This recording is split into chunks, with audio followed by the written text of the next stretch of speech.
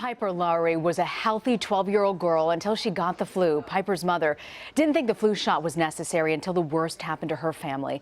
Now she's making it her mission to not let others make the same mistake. Pegy Lowery, mother of Piper, joins us now. Pegy, I am so sorry for your loss, but I want you to know this is something that so many parents struggle with on whether to get the flu. Tell us the flu shot. Tell us first, how serious was her flu when she started to feel sick? Well, it was on a Tuesday. Her temperature was 102, and so I had taken her to urgent care along with myself and my son because we were all very sick. I was tested for the flu and came back positive. My son was tested negative, and even there at the doctor's, Piper did not want to get her nose swabbed to be tested for the flu. So finally the doctor said, don't worry about it. You know, you've got the same symptoms as your mom. And so they had given us both Tamiflu. And then Wednesday, I was starting to get better. She was getting worse. I had the flu symptoms prior to her, so like a day or two ahead of time. And so then Thursday, she really wasn't feeling so great, and I took her back to urgent care because her doctor's office was closed. And at that time, she was having leg pain, side pain, and she was breathing more rapidly. And so they took lung x-rays, and they felt that she might have pneumonia. Even though the x-rays were clear, you know, it could have been early on stages of pneumonia. So they had been prescribed an antibiotic, and then that Friday, we went back to her regular doctor for needing inhalers, and her respiratory rate was higher, and she had counted it, but it wasn't anywhere where she needed to say, you know, take her right now to the emergency room. And so her advice was if she doesn't get better in the next 24 to 48 hours to take her to Mary Bridge in Tacoma. If not, then I would have seen her on Monday. And so that Friday night, her fever finally did break. The highest she had ever had the fever in those days was 105.5. It did finally break Friday night down to 98.6, which is normal. But it was a very restless night. She was having a harder time breathing. She used the nebulizer treatment or inhalers. And then Saturday morning, she started coughing, and she said her stomach hurt her, and then all of a sudden she had thrown up some blood clots. And I said, okay, Piper, we got to go to Mary Bridge, you know, right away. And she says, they're not going to put a needle in my arm, are they, an IV? And I said, no, they're not. And they're going to just check you out and take care of you. And so because her legs were weak and everything, my husband carried her downstairs and got her into the vehicle. And he was going to come shortly after us because he figured everything was going to be okay. Like, I think all us parents always think everything's going to be okay. And so that 45-minute drive, we talked about songs because she loved to sing. And when we pulled into the parking garage at Mary Bridge, I got out, went around to her side, and she had just gotten out, stood there for a second, and then said, Obama, and she collapsed in my arms. She was a little thing, so she's only 72 pounds, but even for me, that's a lot for me to carry. And so I screamed for help, and these Good Samaritans came, and they ran, and they picked her up, you know, off of me, and she had blood coming out of her nose at that moment. And they rushed behind me, and we got her into the emergency room, and the doctors and nurses, they worked tirelessly on her.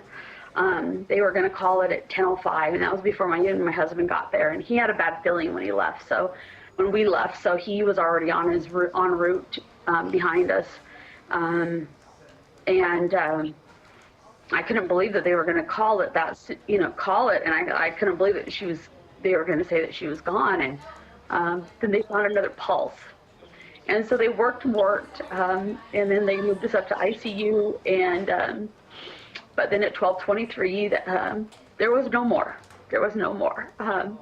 She had passed away. And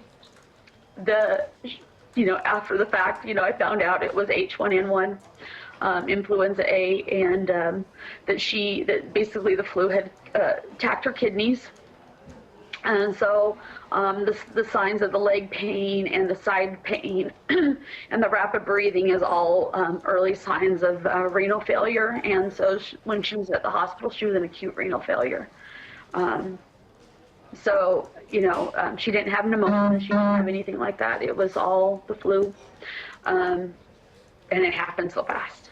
And it was, and I had the same, I had H1N1 too at the same time.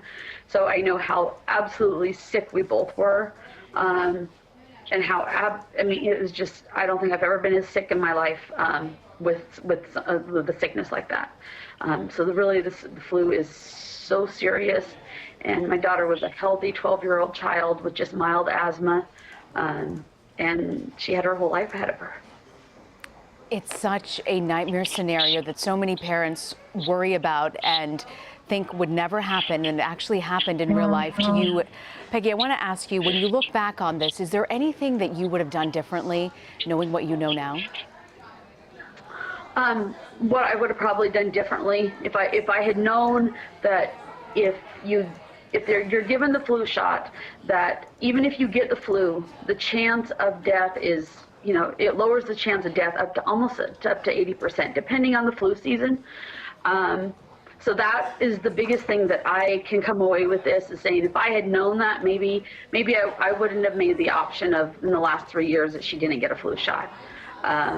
So, you know, that would be what I actually, I think that is why I am advocating people to get the flu shot, because I now know that information. And so to me, it's the most important thing that, you know, you still could get the flu even if you get the flu shot, but it lowers the chance of death. I mean, it's huge. And I just don't want any mother parent to have to go through what we're going through.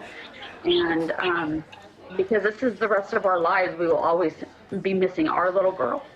Beautiful little girl at that, Pegy. I think you've changed the mind of so many parents who kind of wrestle with whether or not to get the flu shot. What do you tell to people who say, look, the flu isn't 100% effective, so why go through and have your child get the shot?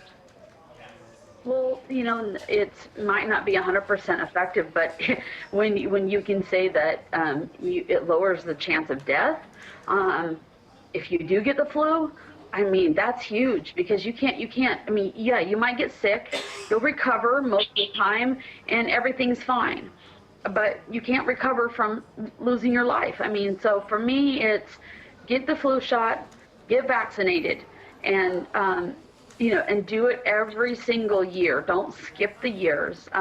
And for like my husband and I, we've never ever had a flu shot in our whole entire lives until August 20th, when we had the Walk to Fight the Flu first annual walk. My son, my husband, and I, we all got our flu shots on August 20th, and we will continue getting our flu shots every single year because of my girl. I just couldn't imagine losing either of them too. Without her, because, you know, we've already lost our whole world. Pegy, I know you've also partnered with Fight the Flu Foundation. I want to thank you. I know how difficult this is, and your daughter is just so beautiful. I think you may have changed a lot of parents' minds who haven't thought about getting the flu shot from themselves or their children. Pegy Lowery, thank you so much for joining us today. Thank you. Thank you.